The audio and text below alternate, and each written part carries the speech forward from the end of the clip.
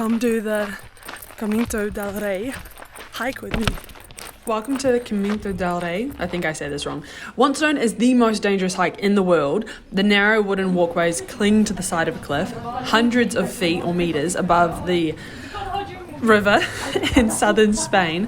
But today, it's completely safe, it's restored, and it's one of the most breathtaking walks I've ever done. Honestly, it was pretty short too. The trail is just under 8 kilometers and it takes around 2 to 3 hours to complete, depending on kind of how often you stop or you steer or just to snap photos. I did it with a group, and so we did stop a lot, but Ramon, our tour guide, had a lot of really interesting information, so it was cool. Originally, this was built in the 1900s to provide workers access between two hydroelectric plants, and then the path was rebuilt and reopened in 2015, but that old name, the King's Little Pathway, which is what I guess Caminito del Rey means, it still sticks. And yeah, that king, I think he was King 8th or something, did once cross it, but I'm guessing not in the same capacity that we did.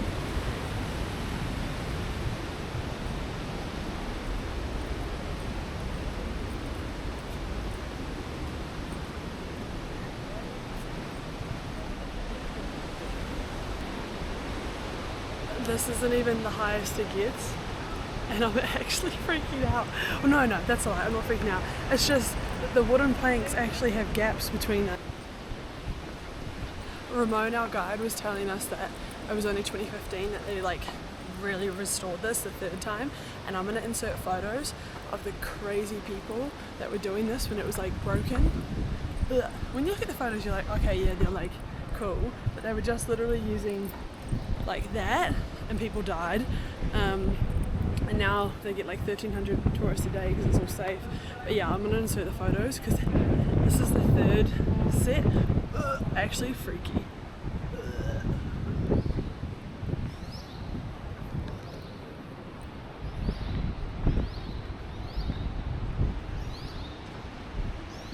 Okay, we're back on stone. I like that. It's high, it's narrow, and it's definitely not for the faint-hearted, but the views are completely unreal. Re-watching and editing these photos and videos, I'm just kind of amazed. In the moment, I obviously could take it in, but you're a little bit distracted by the height, etc. Mum, I don't think you'd like this. I have a theory that that's why they have that kind of freaky at the very beginning, so that you can turn around if it's going to be too much. I think you'd do it, Mum, but I think you'd be shitting yourself. Because I am a little bit. So there's a lot of sheer cliffs, there's this beautiful turquoise waters, and then this feeling that you're kind of floating above the landscape, especially on those sections where it is just wooden slats and you can see down the 100 meters or whatever to the river. It's quite something. If you're in Malaga, don't skip this. Book ahead, bring water, and just enjoy one of Spain's most stunning and surprisingly accessible adventures. It's a 10 out of 10. I would risk the vertigo all over again. If you are afraid of heights, maybe have a decent think about it because they don't want you to turn around. I don't actually know if you can do it without a guide, but I did it with a guide and Ramon was incredible. Córdoba, 198 kilometers far away from Málaga city, we have mineral coal there. And they decided to build this railway. And he gave so many interesting facts about the history of yes, the path itself is interesting, but the architect, Raphael, and then he basically did a bunch of stuff, and then the 40 plus workers who were on that hike, maintaining it for the hydroelectric plants for years and years, all these interesting facts about the families, etc. It was just super cool to learn that way with a guide taking you through it.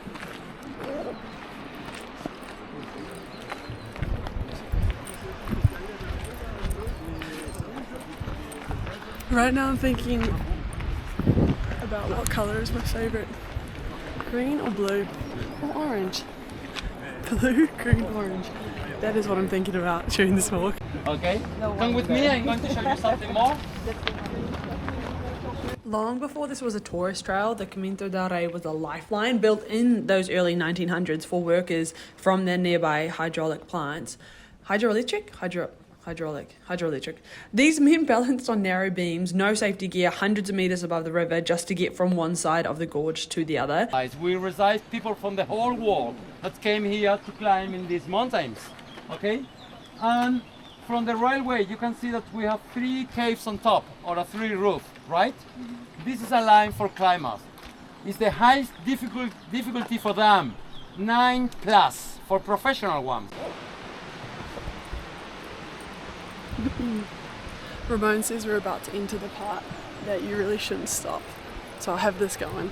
And many were local. We're thinking sons, fathers, entire families tied to the project, carving a pathway into stone to power nearby villages. And it wasn't built for beauty, it was built for survival and for connection. Over time, as the structure deteriorated, it became infamous, known as the most dangerous hike in the world. But behind that danger was always grit.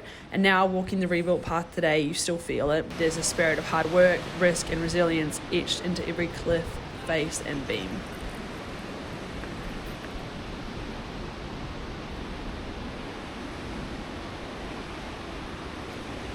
I reiterate, how the fuck and why were people doing this before it was like so secure? You can see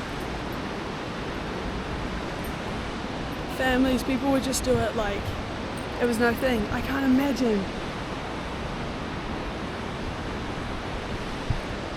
That's insane.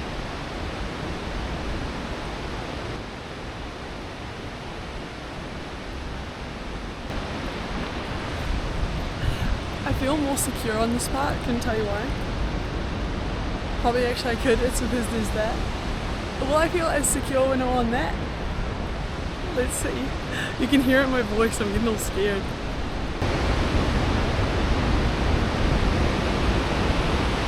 The print of the fossil, the print of the ammonite, 64 million years old. Difficult to realize a long time in your head, right? 64 million years, yes. That's crazy. Amazing, right? Yeah. Gracias. Wow.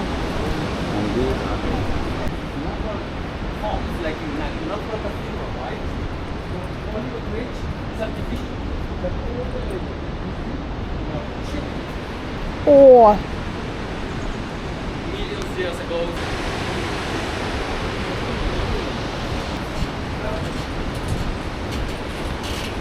Gracias.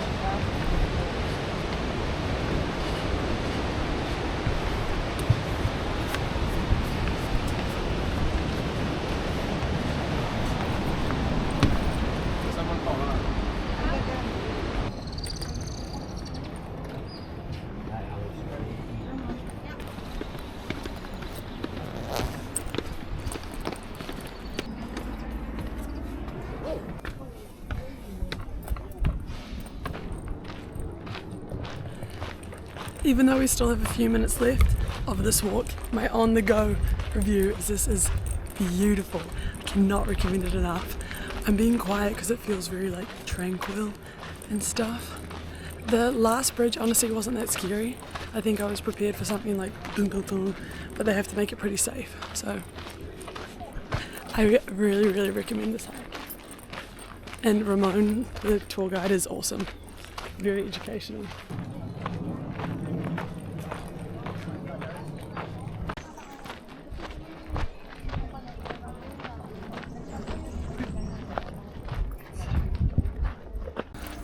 I cannot rave enough about the Caminito del Rey walk, hike experience that I just did. Now we have like 30 minutes of downtime and I'm going to make that sandwich. I love this bag too. When I went to America, I ditched one of my bags, which I'm coming back for because I needed to be like a one bag gal. But it's been kind of like when I'm walking around, I'm just using my recyclable bag. So anyway, 3 beautiful things of this walk. 1, are you kidding?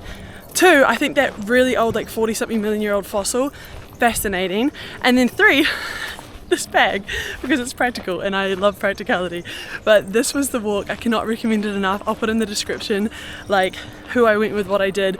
Love it so much. Thanks guys. Málaga is probably my favorite place I think I've been to other than New Zealand, maybe ever.